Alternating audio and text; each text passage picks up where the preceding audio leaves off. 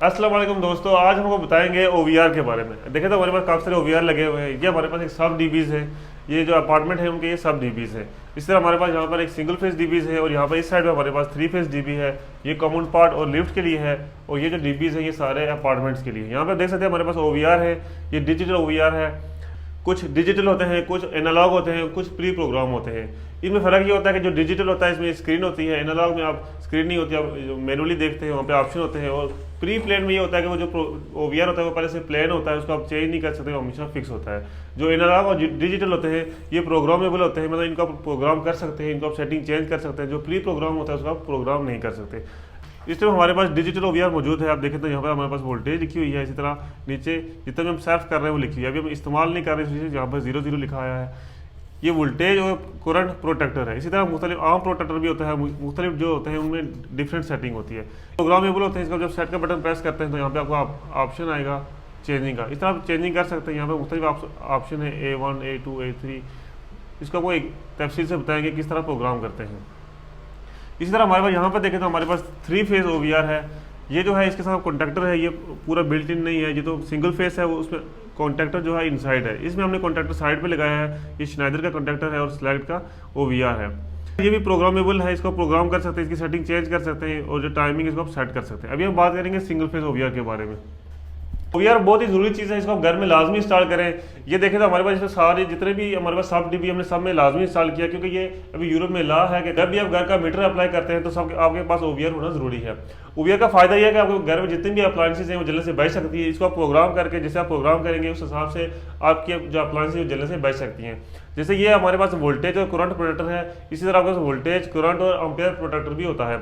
जब भी आपकी जो वोल्टेज ज़्यादा होगी, अगर आपने इसको प्रोग्राम सही किया है तो सप्लाई कट हो जाएगी। जब वोल्टेज कम होगी तो ये सप्लाई कट हो जाएगी, आपकी अप्लायंसेज जलने से बच सकती है। पुराने दौर में अगर याद हो तो पहले लोग स्टेबलाइजर का इस्तेमाल करते थे रेफ्रिजरेटर के साथ। इसके अगर आप ये इस्तेमाल करते हैं तो आपको स्टेबलाइजर का भी इस्तेमाल करने की जरूरत नहीं है। ये किसी भी डीबी में आप इजीली इंस्टॉल कर सकते हैं। ये जो आम डीबी होता है उसमें इजीली फिट आ जाता है। देखिए हमारे पास यहाँ पर मेन स्विच है, साथ ओवीआर है और आरसीडी है। इनके दरमियान में आप अगर आपने इसे सब डीबी में लगाना है तो आप इसको मिडिल में लगाएं। अगर आपने मेन डीबी में लगाना है तो आप इसी तरह उसको मेन डीबी में लगाएं। मेन स्विच ओवीआर आरसीडी, उसके बाद जितने भी आपके पास एमसीबीज हैं उनको आप लगा सकते हैं। इसकी इंस्टॉलेशन वेरी सिंपल है। आप इसको टॉप पे जो इनपुट दे सकते हैं और डाउन पे आउटपुट ले सकते हैं। मुख्तलिफ ओवीआर का प्रोग्राम का सिस्टम डिफरेंट है, वायरिंग का सिस्टम डिफरेंट है।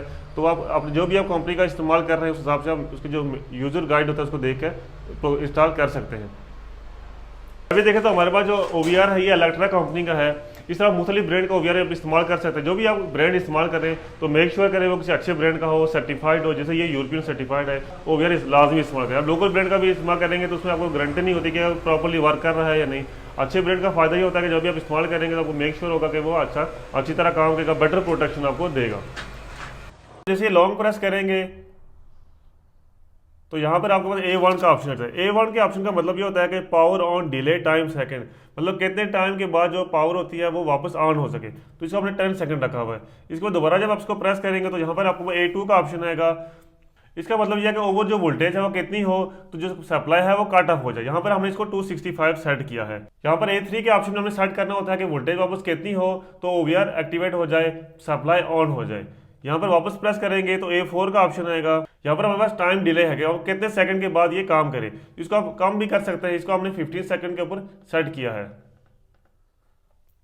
उसके बाद जो नेक्स्ट ऑप्शन हमारे पास आता है A5। इसका मतलब ये कि आप जो ओवर वोल्टेज या लो वोल्टेज कितने टाइम पर एक्शन करेगी। तो हमने इसको 1 सेकंड सेट किया हुआ है। यहाँ पर हमने सेट करना होता है कि वोल्टेज कितनी लो हो तो जो पावर है वो कट ऑफ हो जाए। जहाँ पर इसको हमने 180 सेट किया हुआ है। उसके बाद हमारे पास A7 का ऑप्शन आ जाता है, जिसका मतलब ये होता है कि हमने वापस जो वोल्टेज है कितनी हो तो हमारी जो सप्लाई है वापस ऑन हो जाए। तो इसको हमने 185 पे सेट किया हुआ है। इसके बाद आपको हमारे पास ऑप्शन आता है A8 का। हमारे पास कितने सेकंड के बाद जो रिकवरी हो, इसको हमने 15 सेकंड के ऊपर सेट किया हुआ है। इसके बाद हमारे पास जो आता है A9 का ऑप्शन आ जाता है, आपको कितने टाइम जो सेकंड होता है उसके अंदर जो प्रोटेक्शन दे, तो इसको हमने जो 1 सेकंड के ऊपर सेट किया हुआ है। इसके बाद हमारे पास जो ऑप्शन आता है वो करंट प्रोटेक्शन का आता है, तो इसको हमने 40 के ऊपर सेट किया हुआ है।